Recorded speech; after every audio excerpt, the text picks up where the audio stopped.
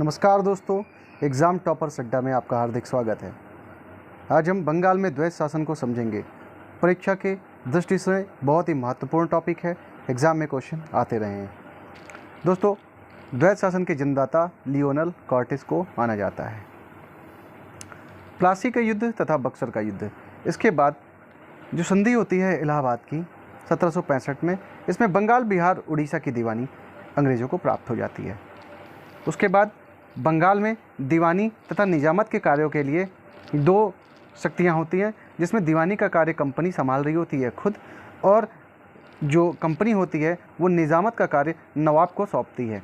ठीक है, जिसमें नवाब का उत्तरदायित्व तो होता है लेकिन अधिकार नहीं होता है।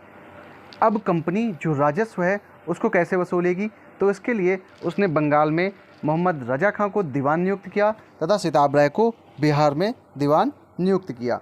दोस्तों, निजामत का मतलब होता है प्रशासनिक सुरक्षा संबंधित कार्य। यहाँ पर निजामत के कार्य के लिए 53 लाख रुपए वार्षिक नवाब को दिए जाते थे तथा उसी राजस्व में से जो भी राजस्व बंगाल, बिहार, उड़ीसा से वसूला जाता था, 26 लाख रुपए की वार्षिक पेंशन शाह आलम द्वितीय को भेजी जाती थी। दोस्तों, इसी समय 1769 से 70 में एक भीषण अकाल भी पड़ता है बंगाल में। प्रश्न पूछा गया है, इसलिए मैंने यहाँ पर मेंशन भी कर दिया है, याद रखिएगा यहाँ पर ये। उसके बाद एक श्वेत विद्रोह भी होता है, ये भी इम्पॉर्टेंट है। हम देखते हैं regulating act 1773। Regulating act 1773 Lord north, जो ब्रिटिश प्राइम मिनिस्टर होते हैं, तत्कालीन ब्रिटिश प्राइम मिनिस्टर जो होते हैं, उन्हीं के द्वारा ये ब्रिटिश संसद में पेश किया जाता है। उसके बाद ये भारत में आता है। दोस्तों, रेगुलेटिंग एक्ट क्यों आता है? क्योंकि 1765 से 1772 के समय में कंपनी में काफ़ी भ्रष्टाचार व्याप्त होता है। उस भ्रष्टाचार पर लगाम लगाने के लिए, मतलब कंपनी के कार्यों को नियंत्रण करने के लिए, ये रेगुलेटिंग एक्ट 1773 आता है। याद रखिएगा, 1772 में वारेन हेस्टिंग्स जब ये गवर्नर बनकर आता है जब, तो वह रेगुलेटिंग एक्ट 1773 के माध्यम से द्वैत शासन का अंत कर देता है तथा एक केंद्रीकृत शासन जो है वो लाने का लाता है, जिसमें अब नियंत्रण किसका है? ब्रिटिश संसद का नियंत्रण कंपनी पर है। दोस्तों, बंगाल का गवर्नर अब गवर्नर जनरल कहा जाने लगा इसी एक्ट के माध्यम से, जिसमें जो बंगाल का गवर्नर था, मतलब बंगाल के अधीन जो बम्बई व मद्रास की अंग्रेजों की प्रेसिडेंसियाँ थी, इसके अंतर्गत आ गई। ठीक है, गवर्नर जनरल की जो कार्यकारी परिषद थी उसमें 4 सदस्य थे।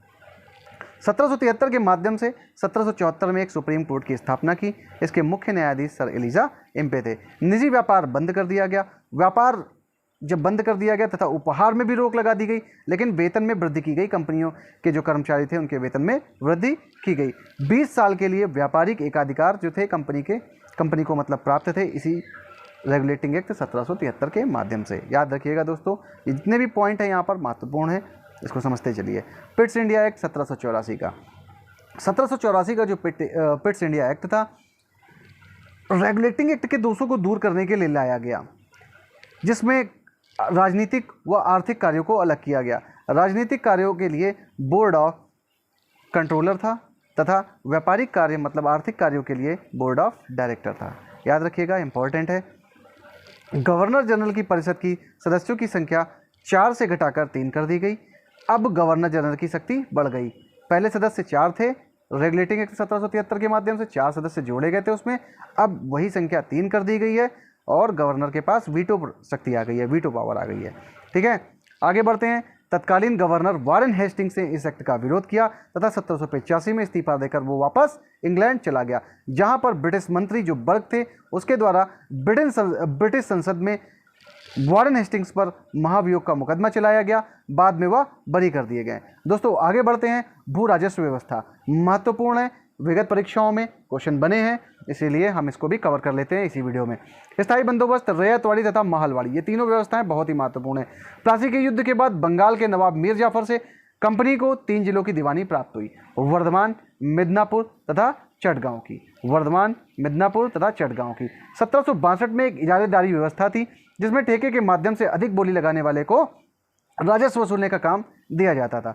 दोस्तों, बक्सर के युद्ध के बाद तथा इलाहाबाद की संधि के बाद बंगाल, बिहार, उड़ीसा की जब दीवानी प्राप्त हो जाती है अंग्रेजों को, तो यहाँ पर वारेन हेस्टिंग्स के द्वारा 3-3 साल के लिए यह व्यवस्था लागू की जाती है, लेकिन यह व्यवस्था असफल होती है। अब इस असफल व्यवस्था को दूर किया जाएगा, क्योंकि वारेन हेस्टिंग्स तो चला गया है। अब आता है लॉर्ड कॉर्नवालिस 1786 में गवर्नर जनरल बनकर, जो कि स्थायी बंदोबस्त व्यवस्था लेकर आता है। वास्तव में स्थायी बंदोबस्त जो व्यवस्था थी सर जॉन शोर तथा जेम्स ग्रांट के द्वारा लाई गई थी, लेकिन तत्कालीन गवर्नर जनरल के द्वारा इसे लागू किया गया, इसीलिए इसको कॉर्नवालिस के द्वारा जोड़ा गया, मतलब कॉर्नवालिस ने इसको लागू किया, ये जाना जाता है। तो दोस्तों 1793 में लॉर्ड कॉर्नवालिस के द्वारा ये व्यवस्था लागू की गई, याद रखिएगा दोस्तों, ठीक है। और इसमें क्या था, तो इसमें बंगाल, यूपी के वाराणसी में, उत्तरी कर्नाटक में यह व्यवस्था लागू की गई। या ब्रिटिश संसद जो, मतलब ब्रिटिश जो क्षेत्र था उसके 19% भाग पर लागू की गई। काफ़ी इंपॉर्टेंट पॉइंट है, इसको भी याद रखिएगा। देखिए, इसे जमींदारी व्यवस्था के नाम से तथा इस्तमरारी व्यवस्था के नाम से भी जाना जाता है, कंफ्यूज मत होइएगा। आगे बढ़ते हैं। जमींदारों के माध्यम से किसानों से लगान वसूला जाता था।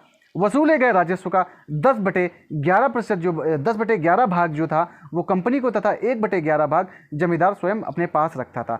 देखिए दोस्तों, इसे स्थायी बंदोबस्त व्यवस्था क्यों कहा गया, क्योंकि इसमें लगान की दर स्थायी थी, इसलिए स्थायी बंदोबस्त व्यवस्था इसे कहा गया। दोस्तों, यहाँ पर एक सूर्यास्त का नियम भी लागू होता है। वो सूर्यास्त का नियम क्या, जो कंपनी ने बनाया था सूर्यास्त का नियम, कि यदि कोई जमींदार निश्चित तिथि को सूर्यास्त से पहले लगान नहीं जमा करता तो उसकी जमींदारी नीलाम कर दी जाती थी। दोस्तों, अब आगे चलते हैं रैयत वाली व्यवस्था पे। रैयत का मतलब होता है किसान। किसान भूमि का मालिक बना दिया गया।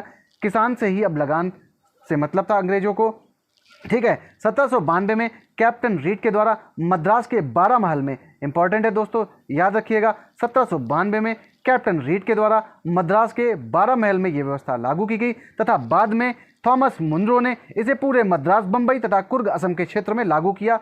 यह भी महत्वपूर्ण है, 1820 तक, ठीक है, 1820 आते आते तक।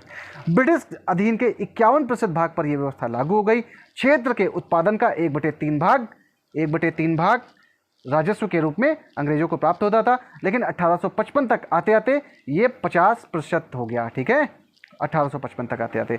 आगे बढ़ते हैं दोस्तों, महल वाली व्यवस्था के बारे में जानते हैं।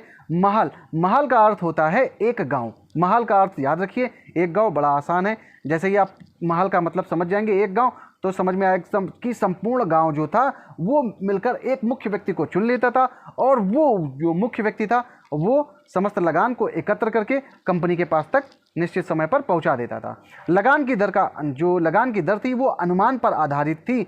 यह लगान की दर बड़ी उच्च थी। याद रखिएगा दोस्तों, 1855 तक इसे 50% तक लाया गया, क्योंकि इससे पहले ये काफ़ी मतलब 80% के आसपास भी तक पहुंच गई थी, लेकिन 1855 तक आते आते इसे 50% तक लाया गया। याद रखिएगा, इंपॉर्टेंट है ये। हाल्ट मैकेंजी ने इसे 1822 में, हाल्ट मैकेंजी का नाम आप याद रखिएगा, महलवाड़ी व्यवस्था से संबंधित है ये। ब्रिटिश अधीन के दोस्तों ये 30% भूभाग पर लागू की गई। जो शेष बचा था 30% भाग, 51% भाग रैयत वाली व्यवस्था में, 19% भाग जो था स्थायी बंदोबस्त व्यवस्था में, तथा जो शेष 30 भाग बचा वो इस व्यवस्था के अंतर्गत लागू कर दिया गया, मतलब इस पर राजस्व का वसूलने का काम लागू कर दिया गया। पंजाब, संयुक्त प्रांत तथा मध्य प्रांत, याद रखिएगा, इंपॉर्टेंट है। पंजाब, संयुक्त प्रांत तथा मध्य प्रांत, इन तीनों जगह पर, मतलब तीनों क्षेत्रों में यह व्यवस्था लागू की गई। दोस्तों, तीनों ही व्यवस्थाओं में उच्च कृषि दर तथा सख्त वसूली की वजह से कृषि का उत्तरोत्तर पतन होता गया। कृषक जो थे, किसान हमारे भाई, वो बहुत ज़्यादा, मतलब उनकी स्थिति दयनीय होती चली गई। दोस्तों, इस वीडियो में इतना ही। आगे फिर अन्य जानकारियों के साथ जो परीक्षा की दृष्टि से महत्वपूर्ण है, हम फिर आगे चर्चा करेंगे, और आपके परीक्षा की दृष्टि से ये बहुत उपयोगी सीरीज रहेगी। हमारे जो ज्योग्राफी के वीडियोज़ हैं वो भी आप देखिए, वो भी बहुत ही महत्वपूर्ण है। एग्ज़ाम ओरिएंटेड सारी चीज़ें डाली जा रही हैं। हिस्ट्री की जो भी श्रृंखला है, ये 6वां वीडियो होगा हिस्ट्री का, ये भी आप देखिए। और जो पॉलिटी की श्रृंखला चल रही है उसको भी आप देखिए।